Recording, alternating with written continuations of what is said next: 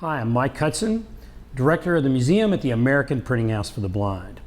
Now, our Monday mystery object this week is this Model 2048 Clark and Smith cassette player. It's going to take a little bit of a historical setup. Now, you may be familiar with the small plastic audio cassettes. I grew up with them. We started using them in the United States in the late 1960s, and they were sold, music was sold on them right through into the 1990s.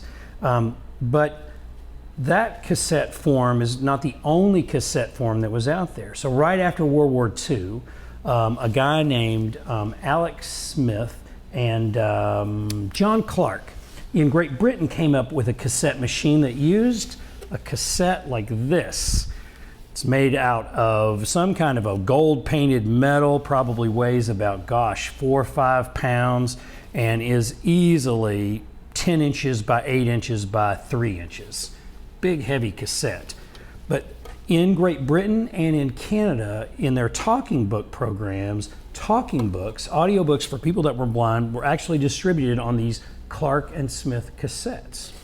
Now, our mystery object this week, though, is the new and improved Clark and Smith cassette player. Pretty simple. It just has a slot up here. Your player heads are all down there, and then here is our cassette. Still probably about twice as big as the audio cassettes that we're familiar with here in the United States. Maybe about 6 inches long by 1 inch thick by, 3.5 inches deep. Gray plastic, but it just snicked in there. Now the controls are pretty simple too. Not much to this. You've got a lever here. You can either go to play or you can go to reverse. Fast forward. Now that's an advance that's going to take a few years to come along. We don't have it. We do have a tone, so we can adjust our bass and treble, and a volume control. And then a headphone jack. Pretty simple to use.